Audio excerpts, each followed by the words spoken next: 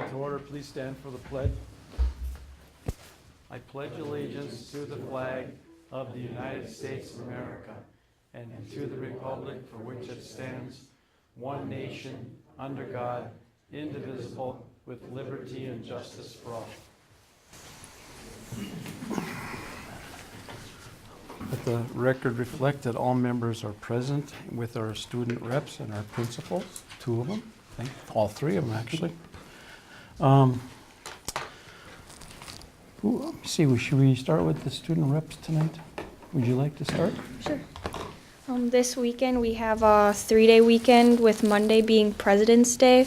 And to go a little further out, on the 22nd, we have our big IRYA Make a Difference conference at Fortune Bay. And the Eveleth-Gilbert IRYA is doing a presentation on the dangers of dieting. Our boys hockey team lost to their game of Duluth-Denfield at Hockey Day, Minnesota. Their next game is actually tomorrow in Ely, and boys basketball plays Mesabi East tomorrow too. Okay. Thank you. Principals, who would like to start this evening? Okay. I don't think I'll have anything that trumps anybody else. So. Okay. Mrs. Forsman is hosting a FAFSA help night tonight for parents to come in with all of their paperwork and actually get one-on-one help filling out that FAFSA. I hope it's well attended. It starts at 5 if you'd like to pop up there after and visit. The math team took 4th place today in the range area math meet. This was the final meet, and I mentioned that Carl Nias had been tied for 1st all the way along. He took 2nd today. But he got a great certificate. He got a nice little desk trophy thing. His picture's on Facebook. You can congratulate him.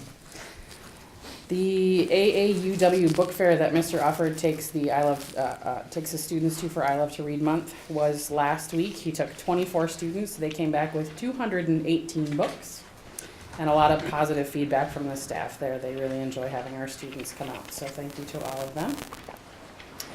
Our one-act competition made it 2 sections yesterday. They took 1st place in subsections, and they went, Saturday. They went to the section contest in 2 hardwares. They tied for 1st, but the tiebreaker is that the judges then choose their preference, and so they ended up taking 2nd and not advancing to state. So congratulations for the 1st place tie, and a great season for that group. Snow Week was last week. The student council took charge of that, and the students really took care of all of the organization and running of events. They did a fantastic job last week. We'd like to thank them. We would also like to thank everyone who came to Hockey Day, Minnesota. Mrs. Azadi and the cheerleaders did a great job down there. I don't know if you saw, but we did get our new mascot in time. So the Green Bear did not go to Hockey Day. The cheerleaders had been fundraising for a couple of years to purchase a new mascot, and they purchased that. It came just in time. And I believe that's all I have. Thank you. Yeah, thank you, Brian. It's I Love to Read Month, February here over in Gilbert. We have many activities going on. We have a book fair coming up at the end of the month. On the 26th, there is an awards ceremony for the points for reading, AR points. We are wrapping up our OLPA testing, our practice MCA testing, and everything went smoothly after the first couple days. We actually were able to test a few iPads to see if it worked out on the iPads, and it did go pretty smoothly. So that may be something we can try in the spring with the MCAs. Kind of eases up on our computer labs that way. Registration for next year is complete. We're getting the numbers together. And on February 29th, Arn Kind, who is a Minnesota historian, he was here last year doing a Civil War presentation, is coming back to our campus. He will be at 1:15 in the auditorium, and it's Minnesota Firsts. So he'll talk about some of the things that Minnesota was first in history. That's about it. Thank you. Well, we too are going through I Love to Read Month. Our theme this year is camping. There are prizes and activities almost every day. I'd like to thank all the staff up there at the Franklin. They're doing a wonderful job getting the kids fired up for reading. I'd also like to thank every Friday we will have a celebrity reader from one of the communities in last week. Chief Koivunen was there, and kids are pretty fired up about that. So that was pretty cool. Thank you to Chief Koivunen. We too are finishing up on the OLPAs. I'm pretty excited about the results we're seeing. The kids are doing very well so far. Looks like we're making some good progress. And finally, I'd like to make the board aware that we we applied for, and this is early childhood, the Parent Aware 4-star rating again, and we're accepted. So once again, we are a 4-star early childhood program, which is the highest rating that you can receive in the state of Minnesota. I kind of stole that one from Brian, but he didn't say it. So. Is that ECFE and school readiness, or just the whole program? Whole program. It has to do with the level that the level of the program, and more importantly, the staff development that goes into creating the program. Okay, thank you all. 5.0, agenda additions and deletions. I have a few. I'd like to remove 9.2. That would be the approving the revised budget. I have a meeting set up with Kathy Erickson for ARC to answer all of your questions on February 29th at 5 o'clock. Normally I would ask for input on the date, but that's when she's available, so I'm going to go with that date. That's a Monday. Hopefully you can all be here. I have a revision to 11.1 in front of you. That's the plug-in for the Marcia Brenner plug-in for the accepting fees online. You can see the cost went down significantly. I'll have Danette explain that later. She's the one that's been working on that. So it's still going to be there. It's just revised. And then I'm going to remove 11.4, which is the closed session, due to the fact that our next negotiation session is a ways out yet. So we'll have a meeting in between. We can have that. Can I comment on something? Is there any way to change that finance meeting from the 29th? I won't be here. What did she give us? Any other dates? There was a no. I mean, I didn't ask. Okay. She didn't offer another date. Well, wasn't there one in March though? Was there a March date? I can. We'll check on Just that. I haven't posted it yet, but we'll check on it. All right. I would appreciate it if we could get it All right. changed. Thanks, Keith. Okay, 6.0, visitor input. Anyone who's not on the agenda who wishes to address the board, step up to the podium, state your name. I'm Dwight Day. I think it's been about 3 months since I've been here. The Eveleth-Gilbert football boosters brought to the board's attention the need to replace the obsolete scoreboard and public address system at the school field, their Moore Stadium. And we've begun working on the project of raising funds to do that. And I thought it would be appropriate to give you an update on where we're at in the process.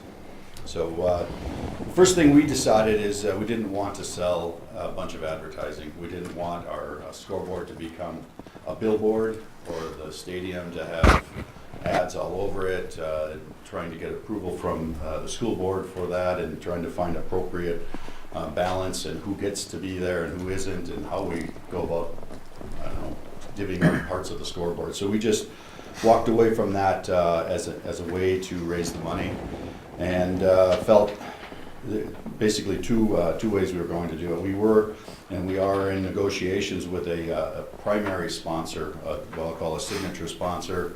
The deal isn't finalized, but I think it'll be appropriate. I think everybody will be pleased with it, and when it is final, we'll certainly bring that to your attention.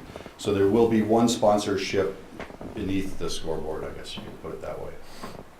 And the rest of the money would be raised via individual donations. In order to accept donations, we had to become a 501c3 organization.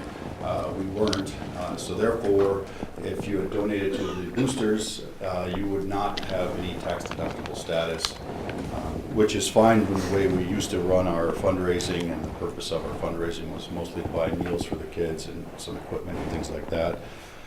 Trying to raise tens of thousands of dollars is a whole nother story, and we we can't just ask for funds without having some tax as far as allowed by law, tax deductions. So where we're at right now, the primary sponsor, I think that will be done in this month, and we are really trying to figure out how we're going to campaign for the remaining funds, about half of the money we need to raise. And it will begin soon. It'll begin with solicitations to individuals for donations. And I guess that I'm maybe here to caution you a little bit. When that happens, we're replacing a broken part. We're replacing a piece of a facility that the school has decided not to replace. And if we don't, not going to get done, is kind of the way it was communicated. So the school board is going to get thrown under the bus as we do this. That's why we're raising the money, because your budget wouldn't allow for it, and the piece is broken. We're not making it better, we're just fixing the broken one. So that's, I do want to prepare you for that, and I also, on a personal note, I would highly recommend you don't use booster groups for routine maintenance of facilities. Going forward, I think it's really difficult for us to do that. We're not built as a volunteer parents. You know, we're there for about 3 years and then we're gone. And it's really hard to put together a campaign. It's been extremely challenging. So my advice to you going forward, don't put that expectation on other booster groups. I'm confident we'll be successful, but it has been a lot more difficult than, oh, sure, we can do this. And you know, and as far as the maintenance goes, it isn't appropriate necessarily for booster groups to get into maintaining our facilities. So that's all I have to say. Do you have any questions of me? I just want to say thank you for updating us. It's my pleasure. That's a breath of fresh air. We need you on the backside when things happen. It's our goal to have it all here by the time school is out. And we fully intend to have it operating for the beginning of the football season, which is the Thursday or Friday before Labor Day.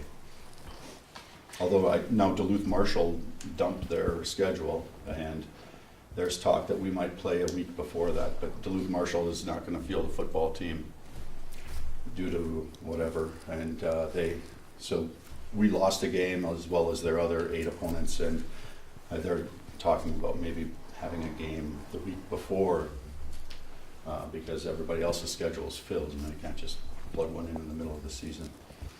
So Okay. that's that. Okay, thank you, All Dwight. right, thank you. Anyone else?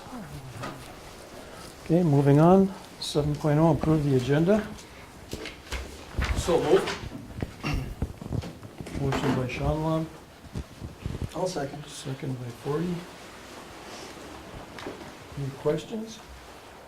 All those in favor say aye. Aye. Opposed? Motion carries. 8.0, approve the minutes of the regular meeting of Monday, January 25th, 2016. We need a motion and a second. So moved.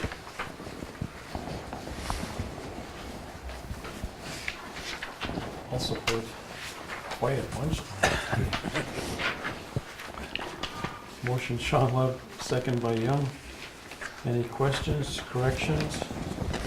I think there was one that was mentioned before that Kathy caught. It was the spelling of Malia's name. And she caught that, so it's already been corrected in the official minutes that we signed. Anyone else? Hearing none, all those in favor say aye. Aye. Opposed? I'll abstain because of the fact I wasn't present at that meeting, Okay. Mr. Sherman. Thank you. 9.0 Business Office Affairs. 9.1, approve the treasurer's report for the month of January and the second check writing of February. For the month of January, we have receipts of $899,686.71. Disbursements of $349,014.63. Payroll of $642,634.43.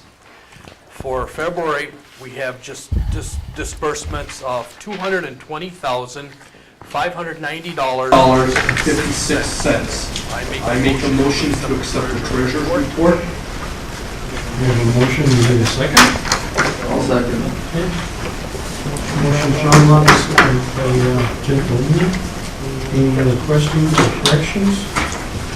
Hearing none, all those in favor say aye. Aye. Opposed? Motion carries. 9.2 has been tabled. Moving on to 10.0 personnel. 10.1 is approve the Title I teaching assignment of Kimberly Frederickson. This is the final two resigned in the first meeting in January. Two title teachers, replaced lines in the last meeting and the second one. The Gilbert campus. Any motion in a second? So moved. So moved. Motion Sean Lund. I'll second. Second 40. Any discussion? Hearing none, all those in favor say aye. Aye. Opposed? Motion carries.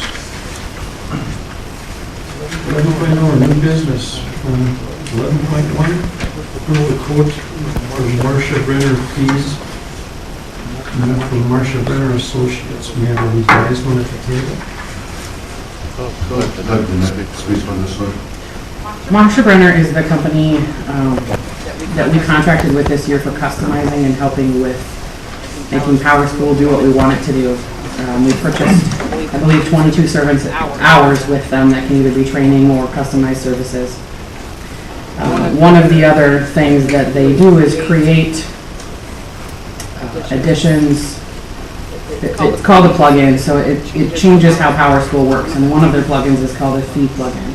So it allows you to really easily track and assign fees to students. So this could potentially be used for any of the fees that our district collects. We're going to ease into this, but it works with another piece of software that actually collects the money. So parents would be able to pay online either using check electronically or using a credit or debit card. We're one of the very few school districts that doesn't have this yet. And in order for that system to work fluidly with Power School, we really need this plugin from Marcia Brenner. We will use some of our pre-contracted service hours for setup and training. And the reason there's a difference in the price is that they thought that we already use Power School to track fees. We don't. The only thing we use in Power School for is lunch fees.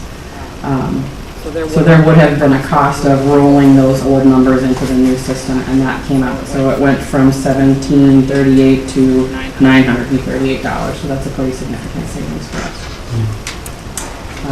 It's a pretty massive system to set up. They will guide us through that. It works really well with a company called eFunds for Schools. There's no charge for using that. They will help us set up all of those things, how the bank accounts work and how the money comes and goes, and they will walk us through it. So that is what this is for. Okay. Thank you. Motion in a second. Motion posted, second. Support. Peterson? Yeah. Any more discussion? The only question I have, is this a one-time thing, or is it going to be long? There is, without having the quote in front of me, there is a subscription fee of a couple $100 a year, I think, but this is primarily the setting you up and getting you running and training everyone who would be involved in that. Excuse me, it's listed here as plug-in annual support and maintenance. Would that be it? Yes. All right. $216.65. Anyone else? Hearing none, all those in favor say aye. Aye. Opposed? Motion carries. Thank you. 11.2, approve the track and field agreement with ISD 706. I know last year that we had seen two options in front of us, and I recommended that we opt for option 2, which is a single-use option rather than option 1 is a set price for unlimited usage and track meets. Option 2 is single-use, being that we don't know what the weather's going to be like, how often we're going to get there.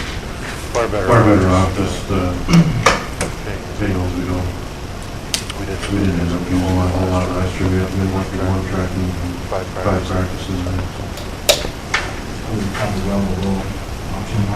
Yeah. Need a motion and a second on this? Support. Okay. Motion Council, second Evelyn on option 2. Okay. Any discussion? Hearing none, all those in favor say aye. Aye. Opposed? Motion carries. 11.3, approve the notice of a public hearing for the old junior high and manual arts building. This is public hearing that's been set for the administrative law judge for March 3rd at 5 p.m. This is regarding the closure of these buildings as educational facilities. It's not trying to ignore anything. We're saying that we're no longer going to use them for education. This is the first step in the process. Need a motion and a second on this? So moved. So moved. Motion Sean, and a second. Second 40. Any other discussion? Is it actually necessary to do this at this time? I think with the two things here with the manual arts building, I would like to have the opportunity to address one of the other districts. I believe we can get some support to get the shop class back in again. I would like to be able to do that as a representative on the board.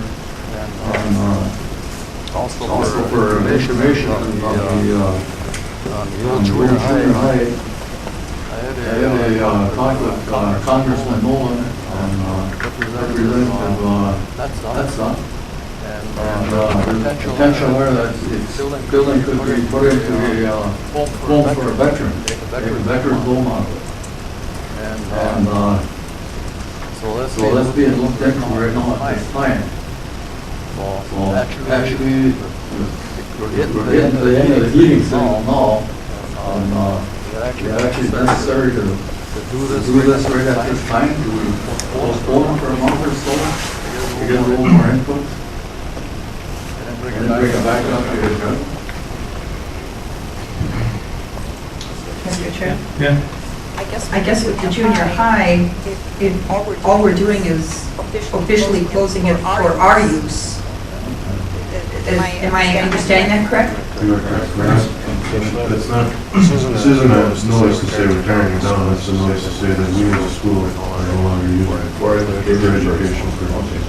Okay, going back to manual arts then, you give me the opportunity to check in with a couple other school districts to see if we cannot get this program brought back on again. There's been a lot of support for it throughout the community, and there again, I hate to see it being closed down if we can't not reopen it. If I could get going again and help our enrollment for the district, I would like to have the permission of the board to address a couple of the other school districts and get their interest in it. And if we can get the support and we can get a joint powers agreement between one or two other districts with us, and we can bring this program back in again. The cost on remodeling that building for manual arts was like $3.8 million to rejuvenate it. There again, we could possibly open up the Tom Block Fund and get the funding there. There's funding available, but we have to just go out and get it. And with a collaboration, we can do it. Mr. Chair, may I address? Yeah, it's open for everybody. Principal? I think we should all We jump in on recently this. had the kids enroll in classes. Did we have a lot of interest in the manual arts for next year? Do we know that yet? Are those numbers even compiled? I know we just did it. For the senior high classes, there were 24 ninth graders who signed up for industrial tech, 14 who signed up for Woods 1, 3 for Auto 1, 4 or 5 for small engines, 0 for Auto 2, and 0 or 1 for anything else. Could you go over those again? I'm trying to write For, them down. for small engines, I think it was, see, now I can't remember. You said 4 or 5. Thank you. I know there were 0 for Auto 2. There were only 3 in Auto 1.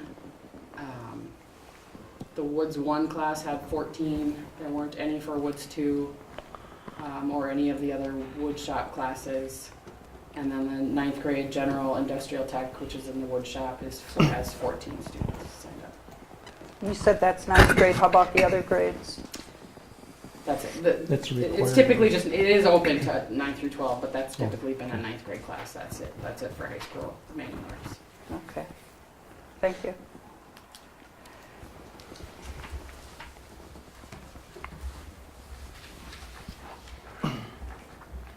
Anyone else? May I comment? Yes, that's what it's for. I'm just reading over the public notice. I mean, this is just a public notice that we're considering these buildings to be closed. It's not saying we are. We're going through the first step of considering to close these buildings. So I see no reason why we shouldn't just move forward with this step and let the cards fall where they fall. Is my opinion at this stage. And I also think that what Tom is asking for, he's asking for permission from the board to go ahead and do checking around with the other schools, and I think we have already done that. That's what Danette has been doing with this, with the other classes, so it's already been taken care of.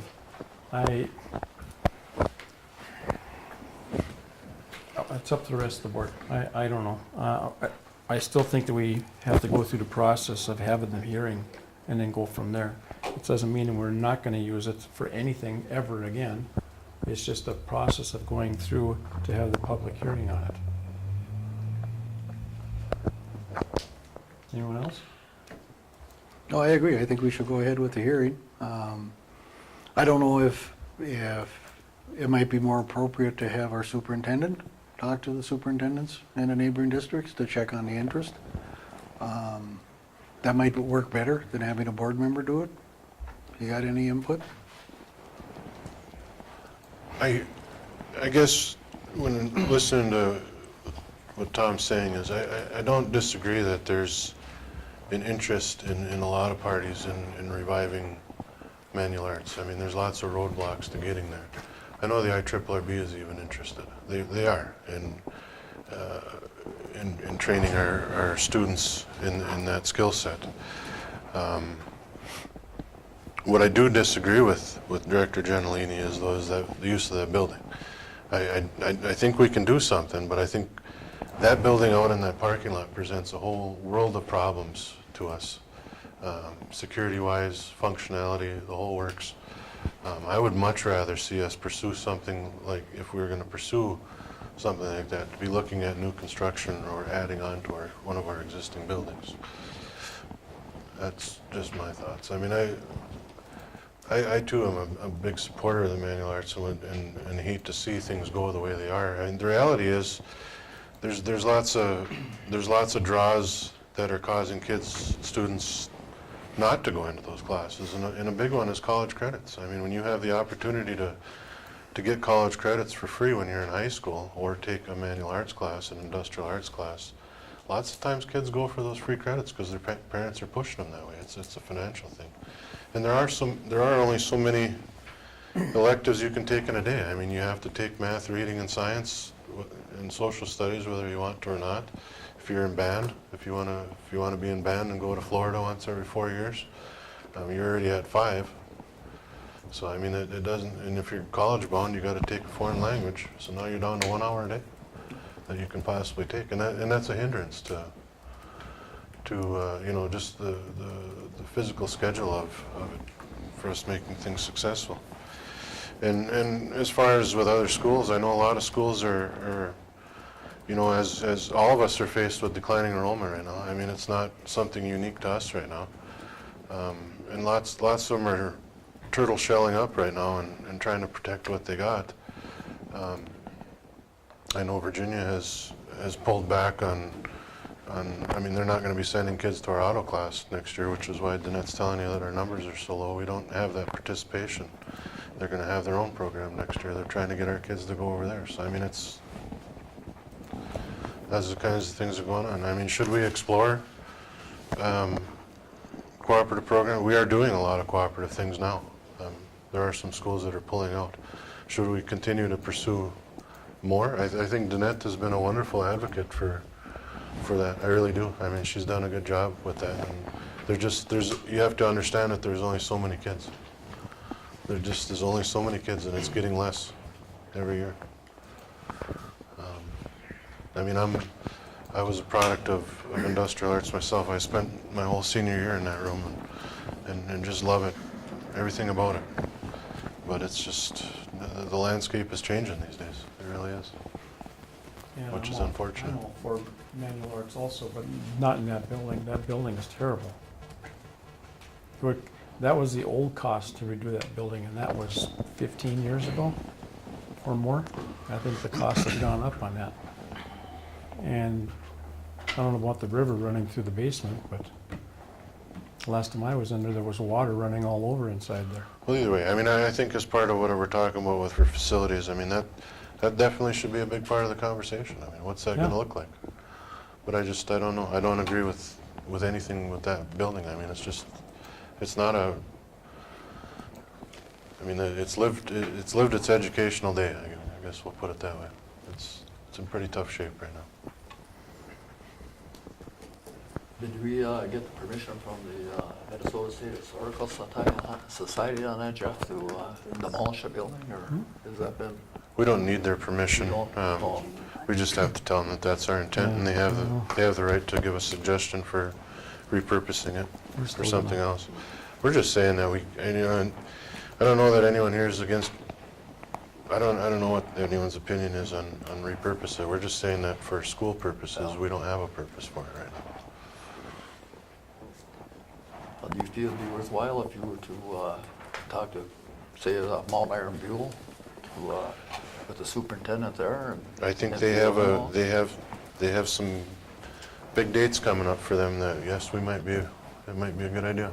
Okay. Is that, In about a month, maybe. In about a month, we'll know if there's a conversation there. well, maybe we can use part of our Gilbert campus or something with renovation, and if you absolutely decide you have to demolish that building, and just to get the program back in again. And, Well, the we point, can- I think the point everybody's trying to make, Tom, is that we have programs going that we don't have participation in. Well, but if we could draw from other districts, this is the thing, if we could get 2 or 3 other districts to come in with us, now you're upping But we can't get the other districts to come in. In fact, they're trying to pull our kids away from us. Well, they were in and now they're pulling out. We're on the other side of that. I mean, the other conversation that I think is, I mean, maybe, I don't know how much we want to talk in circles about this, but I mean, maybe instead of looking at other districts, maybe we go look at the VOTEX and see if there's a collaboration there to try to get some of them college credits for them kids at high school. I mean, maybe we're beating the dead horse in the wrong direction and we should try a different direction. And I mean, I don't know what that looks like. I'm just throwing it out there. But as far as this sits at this, I think we just need, my personal opinion is I think we just need to go forward and say we're considering closing these buildings for educational purposes. I have another question, if I may. Yeah, maybe. I realize the date is established, and I'm fine with that, but is that the same night as conferences? Are those going forward on the 3rd also? Yes, from 3 to 7, Okay. 3:30 to 7. I was at the mercy of the law, Judge. No, I understand that. I'm just double checking that nothing had changed, so, thank you. One thing on the time element on that, 5 o'clock, a lot of people are still working, just getting done. Could we do that at a little later date to afford the community a little more time to make the meeting for input? Again, that's up to the law judge. He's the one that's setting the timer. Can we? No, I don't have, I mean, I can call him and see, but he's the main player in that date and time. Yeah. Anybody that, I mean, it says in the notice that anyone that wants to write in a concern or whatever can do that as well. then it can be addressed that night. Okay. They don't have to be there in person. Okay. Well, before we go much further, I think we should have a motion. Do you? We do, okay. Figure out where it was. Leon and Mark Corey. Yeah. I didn't mark it down. I think that we should go ahead with this, and then we can always see what happens with the public hearings and all that. And I think we should check with the other districts as far as the superintendents can get together and see if there's an option out there to check into a manual arts thing, but not in that building. I wouldn't support that building at all. So, and then we also have to do the old junior high, the same thing. So I think we have any other discussion on this? Hearing none, all those in favor say aye. Aye. Aye. Opposed? Opposed. Motion carries. 6-1. Okay, moving on. 11-4 is tabled. Superintendent's report. Jeff. I have a couple of things for you tonight. One, I've been talking about McNeil's, the asbestos removal in manual arts. Friday was the deadline for, last Friday was the deadline for receiving quotes. I received 5. Got them in the afternoon though, so it wasn't time to get them on. So I want to pass those out and make sure everyone has time to look at them prior to approving them. There's not a real wide range of pricing there, so they're all pretty tight. But within our estimates of where we thought they'd be. Another date I want to throw out there on April 6th. I did send Randy, our foreman, to a security crisis meeting that was over in Mount Iron last Friday as well, and he got hooked up with a guy from Department of Homeland Security that's in the Division of Safe Schools, and they offer a free service to come out and do assessments of safety in the schools. They make recommendations to schools, and he's coming on. We got him scheduled now for April 6th, so they'll be coming out to do that. I also I've been talking about technology consultant. I did contact one, and he has been on site out of St. Cloud, Tech Check. He told me in the next few days he's going to have a recommendation. He's had some findings that I'm pretty excited about as far as why things aren't working the way they should.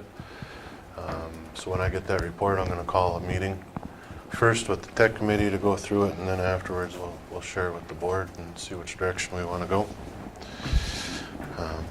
That's all I have for that part. I do want to, it's the beginning of the year, and everybody else in the world is given a state of whatever address. So we did it last year, so we'll set you up with a little slideshow here. I actually got it working. I know Mike was holding his breath when I was hitting the on switch. So anyway, this is this year's version of State of the District. Financial status, and I want to give you a little disclaimer on these numbers. These are all of our audited numbers from last year. These are not what we're currently dealing with. Audited numbers are fairly safe because obviously they've been approved. So anyway, when we look at our revenue, you can see that about $4.5 million come from local property taxes. Other local and county revenue is about $499, about $500,000. State funding, that's the general formula, almost $9 million. Federal funding, that's mostly Title I dollars, $356. Sale of assets, we usually have due bid come in once or twice a year to sell stuff that we're no longer using, and you can see that. So total revenue last year was about $14,427,000. Are royalty monies in this thing? Royalty monies are in there as well, and that falls into the local property taxes area, if I'm remembering right. I mean, I'm right about that. So, and I'll get to that in just a second. So when you look at our expenditures, we break it down into, the audit report breaks it down into numerous things here. We have first on the top there, admin at about 733, 796. That, of course, is before we made the cut to administration, so that number is still high. It'll be significantly lower next year. District support services, regular instruction, that's the bulk of what we do, about 5.3 million. Vocational instruction, those are mostly George Harridan's classes and a couple of fax classes, I believe, don't we have as vocational? At 152, that's all levied, but that is an expenditure. Special ed instruction, about 1.4 million. Instructional support services, that's a lot of our aides and special ed and whatnot, pupil support services. These are all the people, including our business manager and on down, that aren't directly related. Buildings and grounds, about 3.5 million, which is, I'll get to in a sec, fixed cost programs for a total expenditure of about 13,545,000. Now, just a couple breakdowns there. That administration number is high compared to statewide spending on administration, but we did get that in line for this year, so you'll see an improvement there. The regular instruction, the 5.3 million, is typically a school district our size is going to be pushing 50% of your expenditure on regular instruction, so we're low in that area. But the big one is buildings and grounds. That is a major expense for us. It probably should be more close to about 2 million to us right now for a district with 1,000 students. Obviously, because of the amount of space that we have and maintain, that's why that number is so inflated. And we'll dive into that a little more in a little bit. So anyway, your total numbers there, we're looking at total revenue about 14,427,000, expenditures of 13,545,000. That's a difference to the good of about $882,000 last year. That's 1415. Now, in that money, we got taconite royalties of about 920,925 that year, which that's already in that 14 million. So I broke that out so that everybody understands that. If we did not have that, we would be deficit spending a little bit last year. That number is going to continually get worse this year. We don't know the exact number on that right now, but the point of the story is that there's a problem brewing. And as soon as those taconite royalties run out, which is going to start next year, we're not going to get nearly as much as we have. We got $1 million last year, and I believe we're going to be down to around 300,000 when that check gets cut in August this year. And it's going to be something that we're going to look at. So our current fund balance, which is healthy, at about 4.8 million right now. Those are all good things for us right now in that we have, it's buying us time. I mean, you can see the problem brewing up there with revenue as opposed to expenditures. And I want to make sure that everybody in this room and anybody that's listening understands that it looks really rosy on a piece of paper right now. But if we're not for those taconite royalties, we wouldn't have that fund balance at all right now. Taconite royalties that we received, up to and including the 921,000, amounted to about 3.5 million? We're at about $3.5 million. So that is a good chunk of that 4.8 million. Yep. Is because of the taconite. And that is, just so everybody understands, that is one-time money that will not be here forever. It's because that Excelsior Middle is mining on a piece of tax forfeit property that's within our district, and we get royalties off that. They will finish that within a couple of years. Just want to run down through our facilities here, what we're operating, what we're not operating. So we have senior high school. The majority of it, the main building was 1917. There was the addition that we're sitting in now is about 1924. There were multiple additions. Most recent is a science wing in 1999. We currently house grades 9 through 12 in that. There's 290 students in this building at 253,000 square feet. That equals about 821,000 square feet per student. which the state recommends about 225 square feet per student. Now, these numbers are a little bit skewed, as you'll find a little bit down the road, because there is space within what we call the senior high that elementary students use as well. But nonetheless, just so you have an idea. Junior high school is located in Gilbert. That was built in 1911. There's been multiple additions. The main strip down the middle of the two buildings was built in 1960. There was also a media center that was added on in 1991. It currently houses grades 7 and 8. There's 174 students there for a grand total of 139,986 square feet, which is about 808 square feet per student. Again, 225 is the state average. Nelle Shean Elementary is also located in Gilbert. It was built in 1924. Houses grades 5 through 6, plus all of our early childhood programs are in that building as well. There is 166 5th and 6th grade students there. That is not including the nearly 60 early childhood, actually 60 plus early childhood students that are currently attending in there as well. The state doesn't count those toward our total, so. But I just wanted you to be aware that they are there. A little more in line at 44,000 square feet, 269 square feet per student. They're actually jammed in. They're pretty good with the early childhood program. But those numbers could vary. The number that we have this year may not hold true each year, correct? Right. So then we have Franklin Elementary. It's right here in Eveleth. It was also built in 1924. It houses grades K through 4. We have 373 students, grades K through 4 this year, about 95,480 square feet. That's at about 255 square feet per student. And remember, in both those elementaries, they do use gyms and music rooms and those kinds of things in what we call the high school and junior high as well. So their square footage is more in line, but remember that they are spread out a little bit. The old junior high, it is currently not being used for education. It was built in 1911. It currently houses a daycare in the basement. That's about 39,000 square feet total. Manual Arts Building also was built in 1914. It has not been used for education, I believe, since the 90s. It's about 33,000 square feet. This leads us to a space problem that we have. If you add all those together, we have about 624,384 square feet that we are currently maintaining and heating.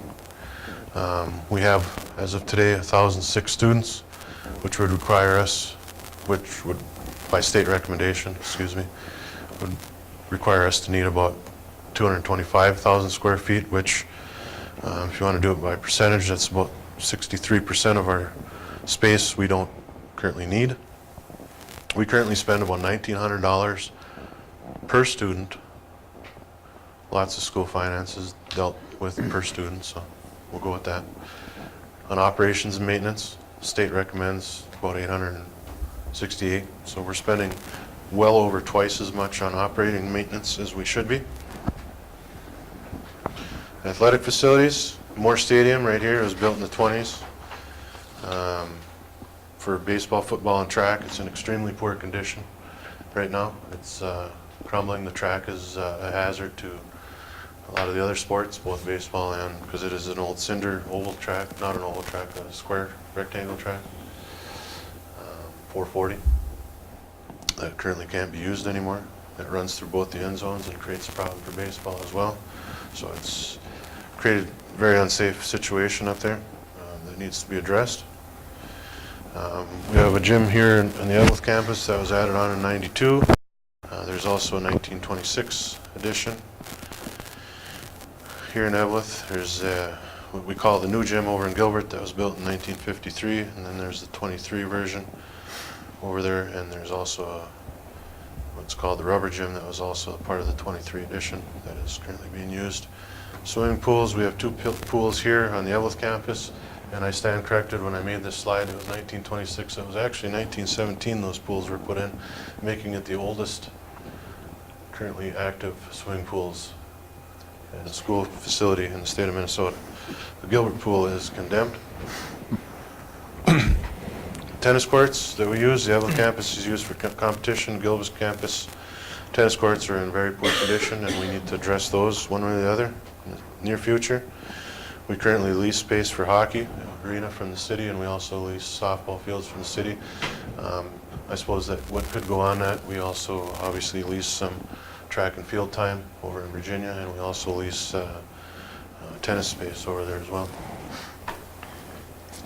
I have a slide up here right now that shows the enrollment trend for the last 10 years. It didn't come out the way I wanted it to. The line isn't so drastic, but what the numbers that you should know is that in the last 10 years we have lost 323 students from 05-06, the end of 05-06 school year, to today. So it's been a pretty steady 20 to 30 decline every year. We've had a few years of more, a few years of less.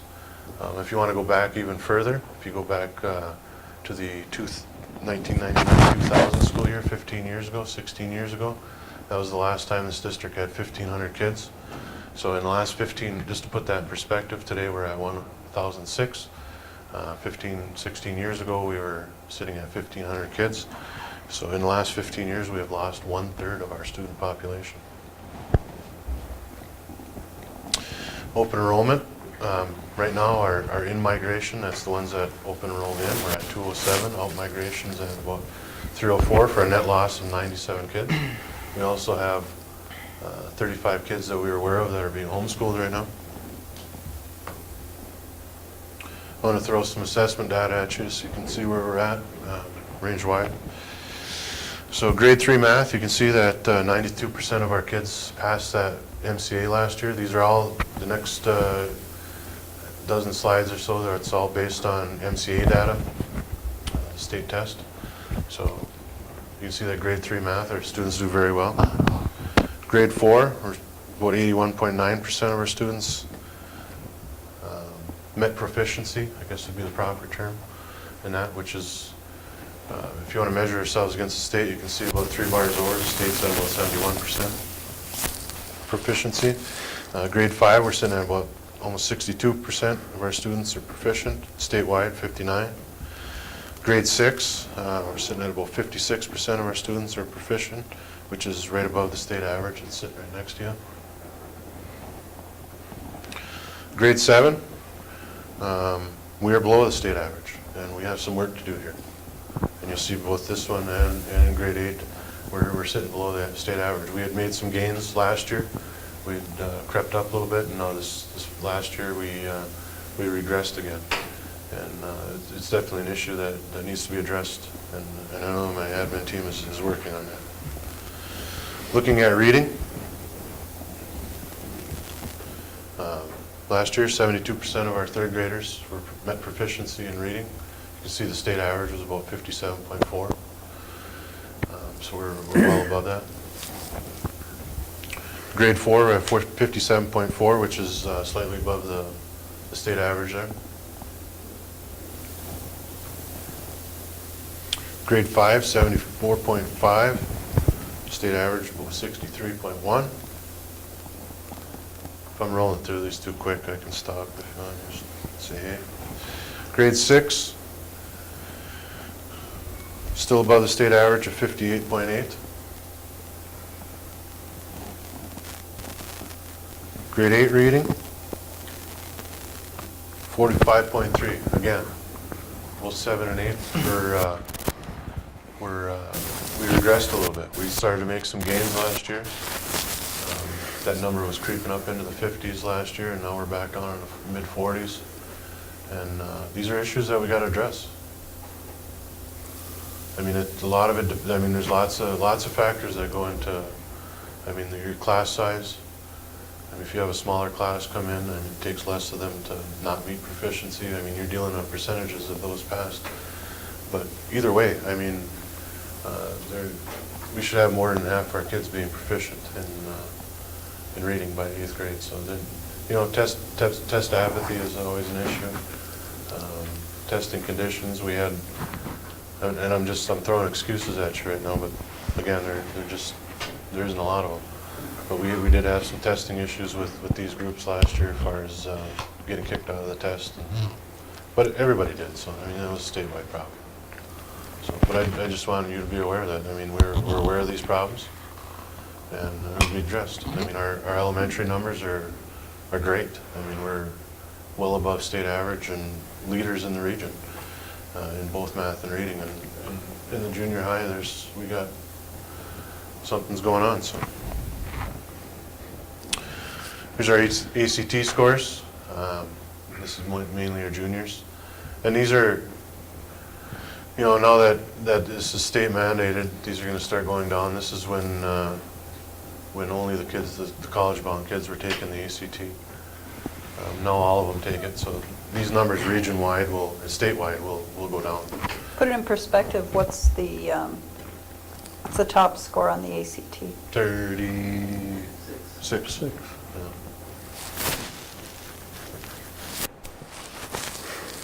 So, but again, I mean, we're above state average. These are mostly 11th graders taking this, so speaks well to. And this is a test where you can't really call out apathy excuse either, because I mean, most of the kids taking it means something to them.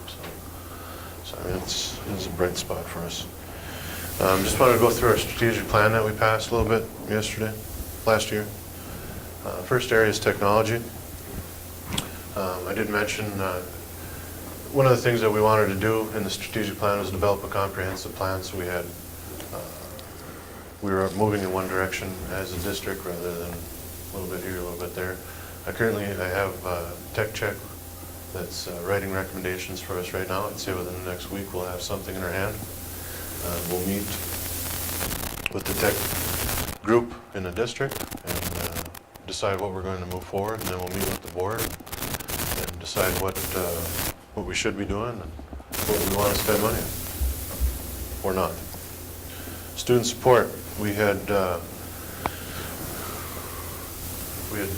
put a goal forth to improve social and emotional support, and part of that was up in counselor time at both the campuses. We did, the board did approve a full-time counselor at the Gilbert campus. We'll be assessing that to see the effectiveness of that. We also, ADAPT got a grant this year from the United Way that has allowed them to work with more than their regular group of students. So I mean, they're seeing just about anybody and everybody, and it's been full time. So I mean, that's been good for us in Franklin.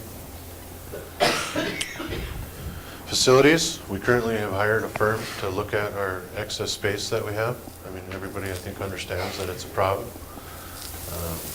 We've also hired a firm to study enrollment trends. That report should be coming to us within the next 2 weeks as well. So I mean, I think that one, our goal was to ID areas that we can reduce operating maintenance costs for our current enrollment numbers. And I think it's been slow to get off the ground, but I think it's moving in the right direction now. It's definitely a topic that, it's a sore topic for a lot, because I mean, people like bricks and mortar. They like their bricks and mortar, and the unfortunate thing is we just don't have the students to support as much bricks and mortar as we do anymore.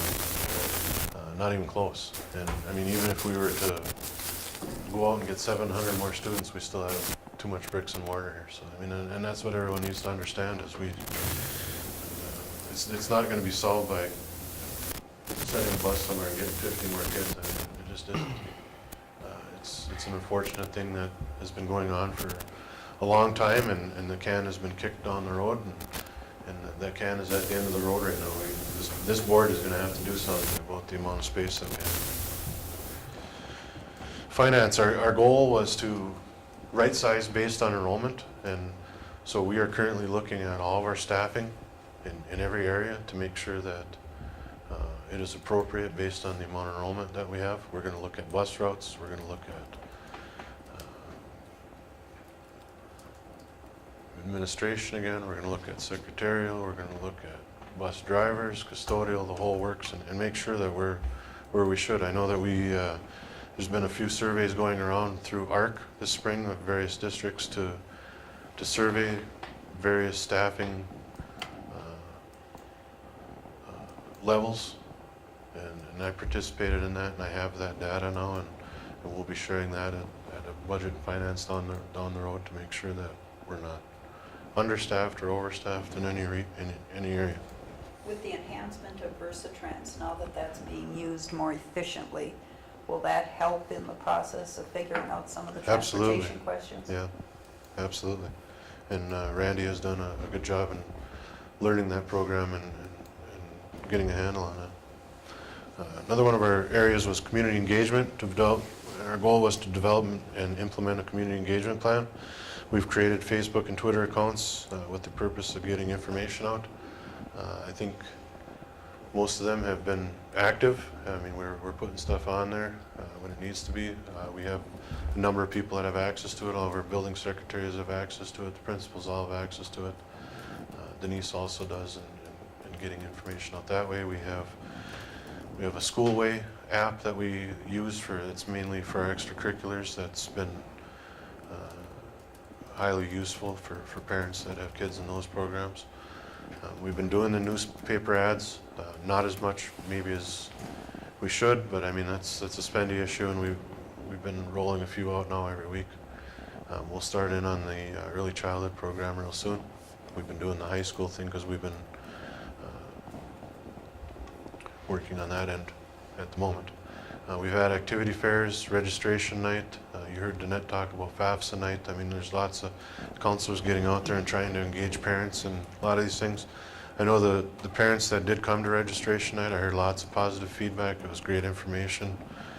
We just didn't have a lot of parents that came. I mean, more so in the 8th grade. That was more well attended than the high school. And the other thing that was on our thing was alumni activities, and this is one area that I just haven't gotten to yet, but intend to. I probably won't until this summer. We had talked about, as a group, getting an alumni webpage together and getting them more active and possibly creating a Hall of Fame. Just something that we haven't accomplished yet this year. How about our quarterly newsletter? Is that ever going to be upgraded and used a little more efficiently, or it's not impressive? Okay. Yeah, I hear you. Personnel, one of our goal was to attract and retain high quality staff, and part of our means for doing that was to attend job fairs. We're doing that.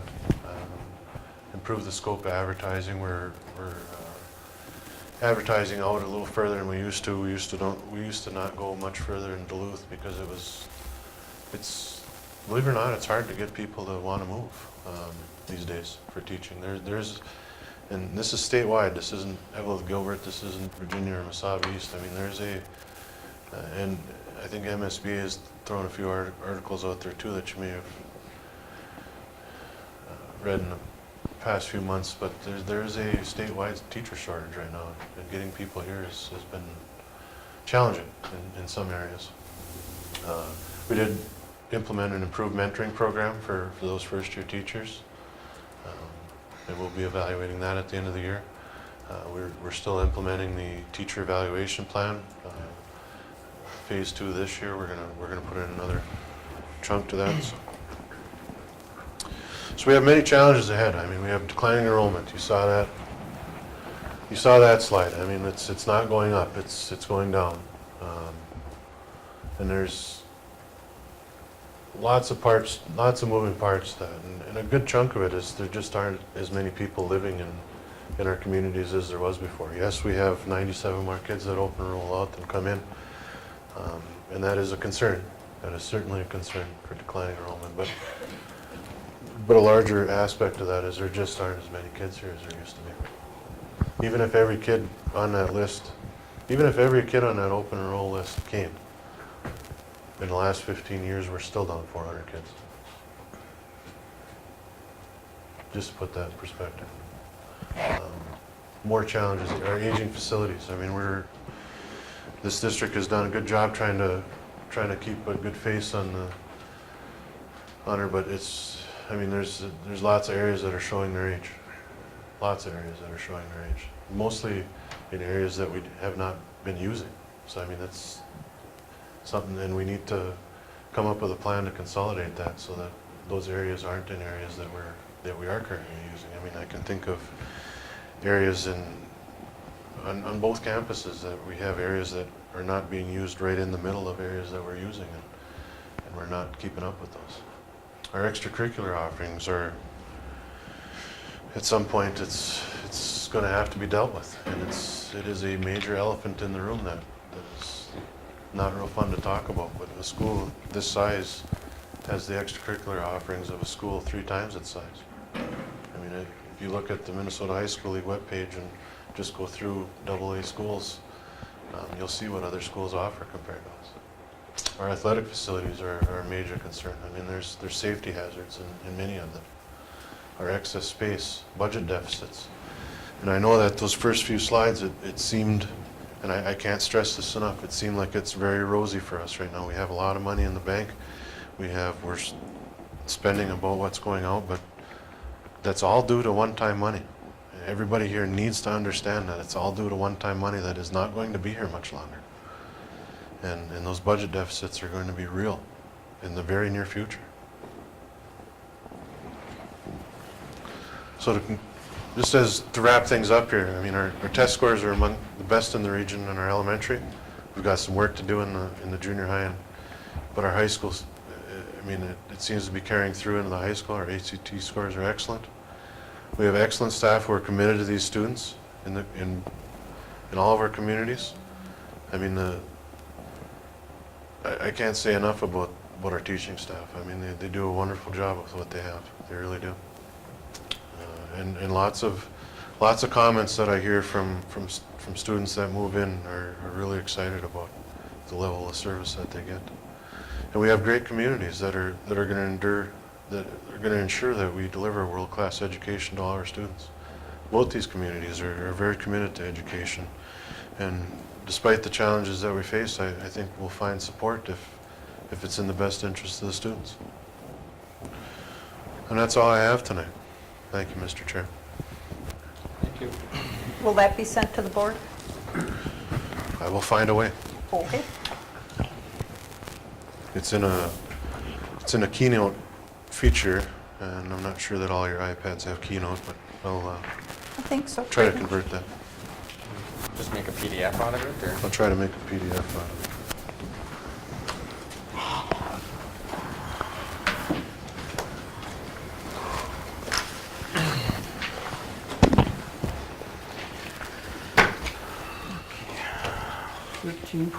Committee reports. 13.1, first one's Rams? Yeah, Mark. You had a few things included in your packet from Rams. I think one of them was a copy of the director's report that we received at our January meeting. And if you haven't had a chance to look through it, there's a couple things of interest. By Wabick and Two Harbors, the two cities have agreed or decided to rejoin Rams after they have been out of it for a couple of years. And that, I think, reflects the effort that Director Georgie is making in trying to contact those entities who have not been members of Rams. And one has decided to take a year off. The city of Eveleth decided to drop out for a year. But he, again, Mr. Georgie's been active in getting around and talking to various entities about what Rams is doing and getting active in it again. I mentioned that meeting in January, and I believe all but one of the 24 or 25 directors were in attendance. And from what I understand, that is much improved over what it had been the last couple of years. Only one was not in attendance, and the attendance has been very good. The directors are interested in trying to reactivate, rejuvenate the Rams. One of the things they talked about at that January meeting, and this is not set in stone, is establishing some legislative priorities for the Rams to work on. The lobby during the session, and you got, I think you received a copy of the 7 of those to look through. There's a Rams meeting the end of February, the last Thursday, I believe it's the 25th, where this list would be finalized. So if we have anything as a school district that we would like to have added, that'll be our chance. Maybe it's something we can talk about at our second meeting here in February. One source to look at to see what the schools across the state are lobbying, or MSBA is. If you go on the MSBA website, you can see the 14 items that they will be lobbying for. And if you, I didn't include a copy of the delegate assembly, but if you get into that MSBA website, you can look at the delegate assembly, and I didn't get to the meeting, I'm a member of that assembly, but because of my surgery and recovery from, I didn't make that meeting back in December. But they considered 20 different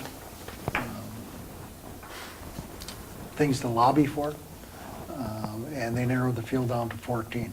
And those are pretty much summarized in the two-page handout you have here. But if you want to look into that delegate assembly, that list of 20, you can get some idea of those that did not get passed by the delegate assembly as something that they wanted MSBA to lobby.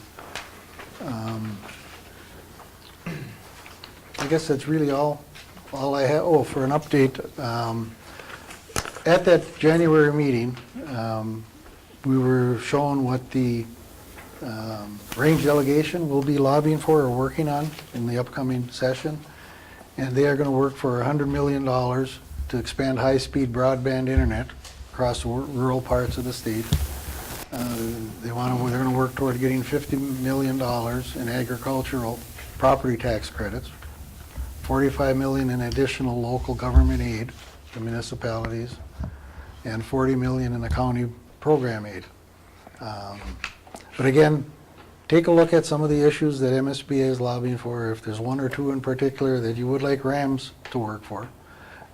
One of the, I think a good one is, the first one listed in the summary by the boards, is they're going to lobby for a share of the budget surplus that the state has, to put some of that money into the public education in the state.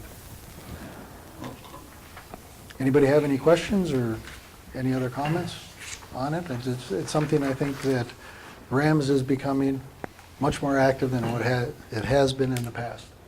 And it would be good for us to stay involved with it. Do we know why, like, our host city, Eveleth, stepped out this year? No idea.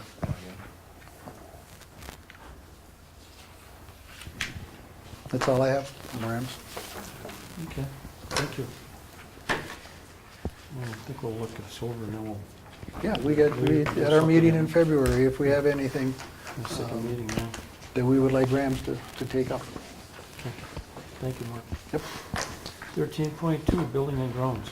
Who is, That's Leon. yeah? No? A look on your face. I'll give it a synopsis of what we went through. I deserve it. I'm sorry, I deserve it. So anyway, the buildings and ground meeting that we had last week was aimed at, the board had hired DSDW to go through the process of looking at options for us reducing the amount of square footage that we're currently maintaining. And the first look at that we had, basically what we're doing is looking at dream building. And I say dream building because if we had unlimited money, what would we do? So we looked at 4 options. One was building a brand new school at an undisclosed location that we don't even know exists. Just theoretically, what would that cost? Another option was if all the students were on the Eveleth campus, what would it cost to remodel that, to facilitate that? The third option was to put all the students on the Gilbert campus and what it would cost to remodel it to facilitate that. And the final option that was looked at was if both campuses, Eveleth and Gilbert, were right-sized to the amount of students that are currently there, what would that cost to make that happen? And again, this was a dream building exercise where we could have all the lanes in the swimming pool and lanes in the track that we wanted on each campus. And what we found, regardless of what the option was, is the price tag on any of those options was not real palatable to anybody in the room. And we're going back to the drawing board to look at different options at this time. Does that about sum it up? Yeah, it's a pretty good option. We cut it down to 4 from 7. Yeah. We had 7 options on the table at one time. When are we meeting again? 17th, is it? Is that the date? Or no. 16. 16. 4:30, I believe. Yep. Yep.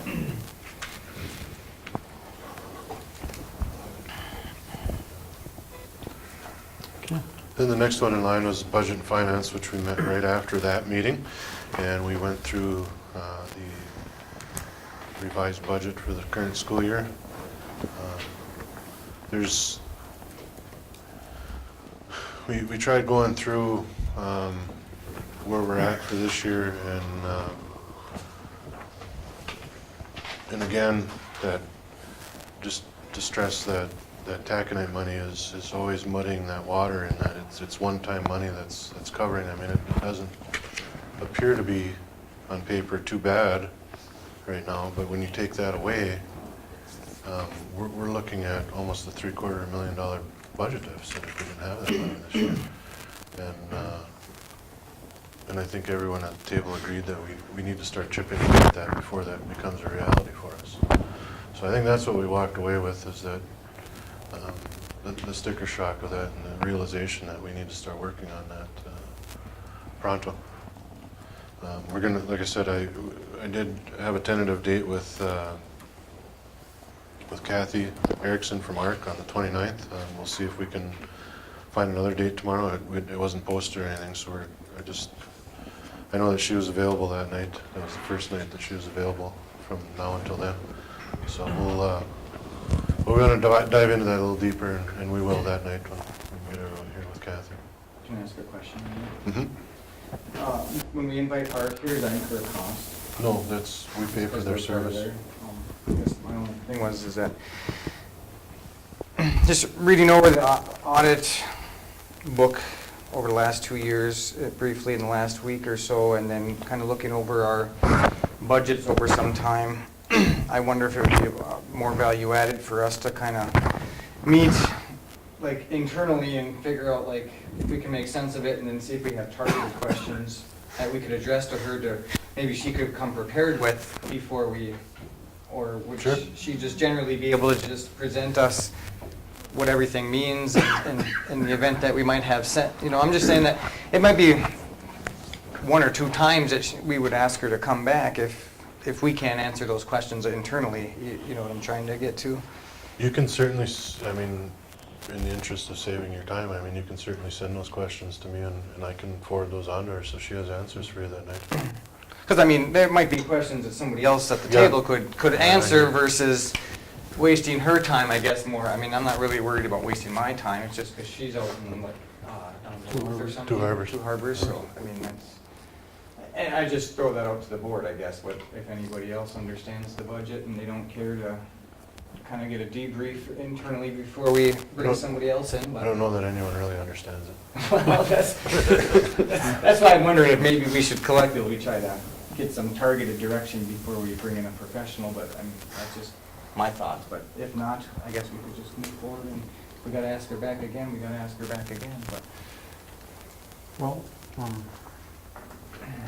We can set one for the 17th, just meet after that Buildings and Grounds. that's on the 16th. Or 16th. Why do I keep saying the 17th? Oh, just kind of a tentative one is what you're saying on that one? Just have a one short one right after the building. Right after the Buildings and Grounds, we could We meet. could have it the same night. Just try to get the meats and potatoes of it? Yeah, and if the guy See any if we questions, have any- we can hash them out then, and we can, Ask. we can Perfect, write be them prepared. down and give them That'd be probably a better Jeff, and he idea. could forward them on to Kathy. Sure. If anybody else has any reservations, I mean, I don't know.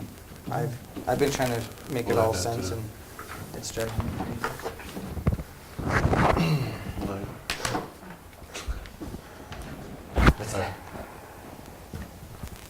Anything else? Okay, let's go ahead. All right. One thing I wanted to bring forward, I think that from now on, all committee meetings will be posted, That's fine. regardless of anything. I just want the rest of the board to know. Subcommittees, regular committees, everything, they will all be posted from now on. I don't want to get into the point of us inadvertently violating open meeting law, even though we have an attorney who says that we haven't. I want to make sure, because we feel very uncomfortable if somebody else on this board feels as uncomfortable with it as I do at times. So from now on, we're going to post every committee meeting, subcommittee meeting. So I just wanted to pass that on. If you have anything else you want to add to that, now's the time to do it. Okay? Okay, I think we're done. Need a motion to adjourn? So moved.